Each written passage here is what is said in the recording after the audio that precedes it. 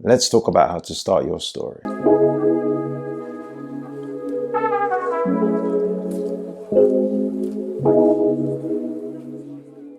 Learning how to start a story unlocked how I approach all stories.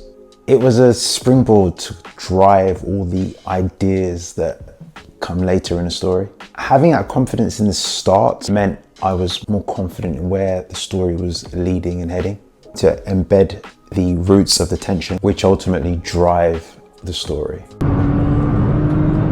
And it cut, and it cut, and it cut time.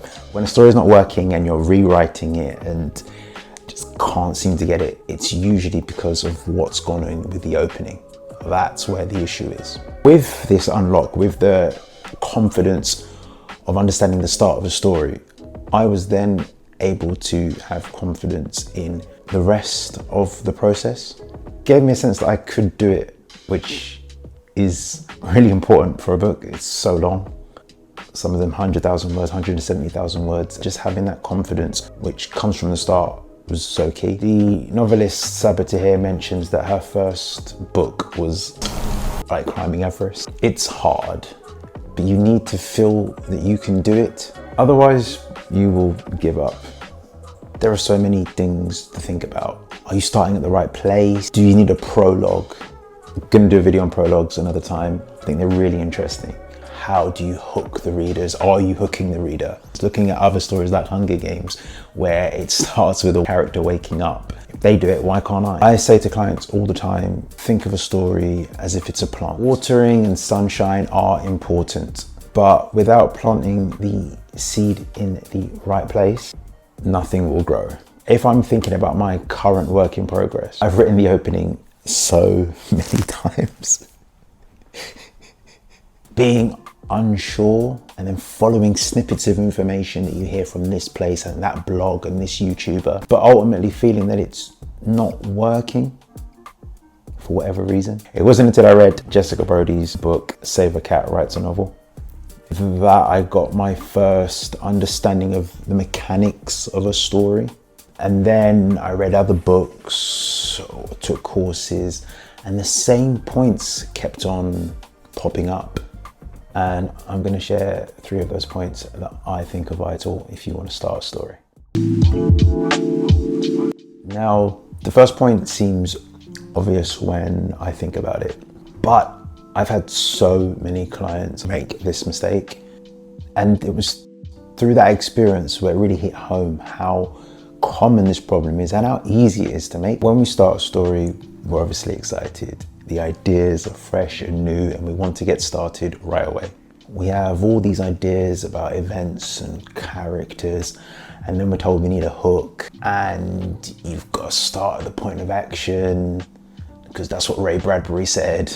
And with that deluge of information and excitement, things get lost and we forget about what's important, the protagonist.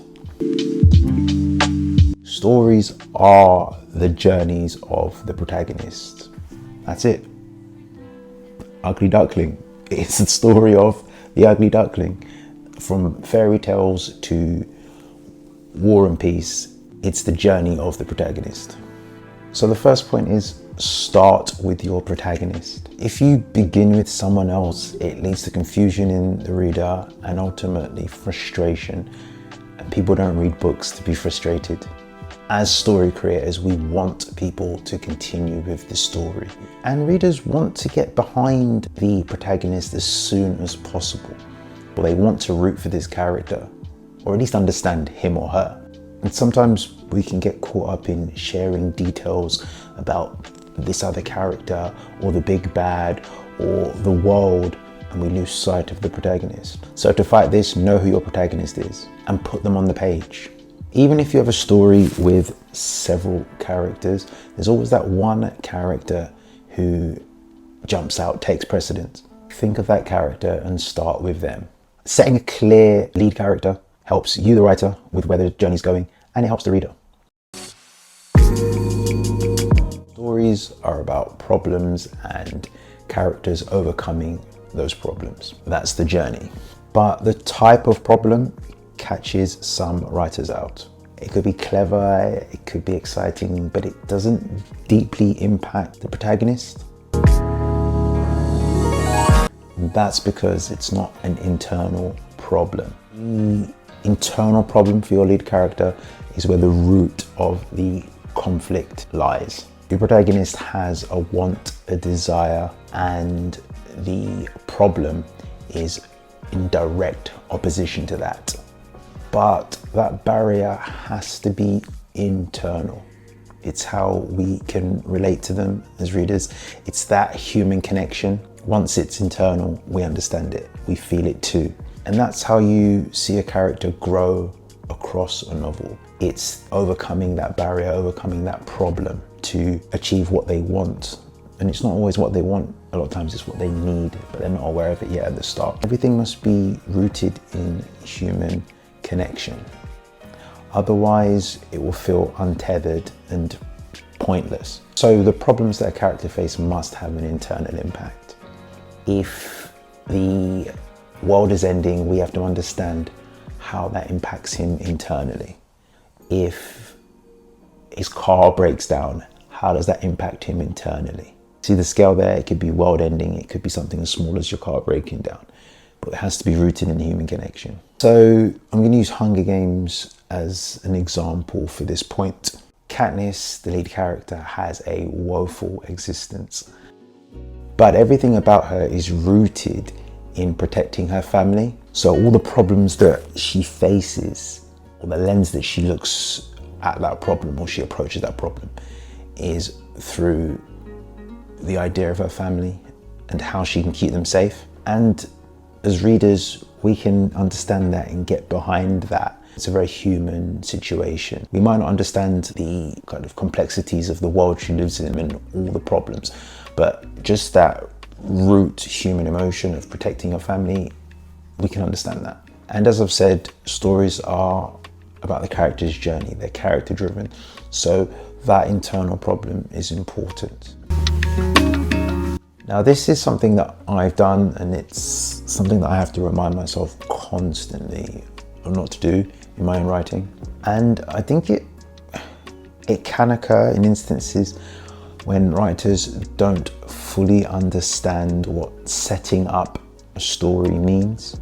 An example, writers will intro the story and they'll introduce these characters and wonderful settings. You'll have this wicked villain, and the prose will be so strong, it will make Oscar Wilde weep. But all of the information that you're including isn't linked to the protagonist and their problem. So all this information feels unnecessary. It's info dumping. Again, that's where writers will talk about the shimmering marble bathrooms and the lights from the Victorian era that were said to be built in whatever, blah, blah, blah. You can really feel my disdain for it, can't you? And it's pages and pages. But because it's not linked to the protagonist's problem, there's no tension. Remember what I said about the whole story is about the protagonist moving forward and going to achieve what they want, and the barriers, their problems that they face, that creates the conflict. And now when you're just mentioning arbitrary things about buildings, and when you're just mentioning those and they're not linked to the protagonist and their problem, or they're not linked to they haven't got a human connection, it just becomes just words on a page. Now, world colouring is important. That's not me saying world colouring isn't important, because it is. But it has to drive and illuminate the internal problem and the journey of the lead character. So if we're to stick with Hunger Games, I love that book, we learn about Katniss's family and her world through her need to provide for her family. So everything that we learn about her district, her friends, it's all through the lens of her protecting her family and being the provider for her family. And essentially all the world building adds to our understanding of Katniss and her desire to protect her family and need to protect her family. Something that I tell clients is that the best writers can, with one point, they'll achieve multiple things. And what I mean by that is, so if we take Suzanne Collins, she will paint this bleak world that Katniss lives in. But through the bleakness of that world, she also sets up how that world is specifically against Katniss providing for her family. The death of her father is because of the bleak world. Her mother being vacant because of the bleak world. Her sister being chosen for the Hunger Games, which is a direct attack against her want to protect her family, is because of the bleak world. Also, we learn how Katniss's world prepares her for the eventual Hunger Games that comes later. So we see the fact that she has to go hunting for her food. That's important later when she's in the Hunger Games and she has to hunt. Her knowledge of shrubs and plant life is useful later. So Suzanne Collins, through her presentation of her world, it's not just arbitrary showing of the world, it's key and important to our understanding of Katniss and also the problems that Katniss is going to have and already has. It's that multiple elements that great writers do. There are my 3 points for the start of a story. Remember, that's the first 20% of whatever you're writing. Let me know in the comments what you think about the points or anything you'd like me to discuss regarding all things story.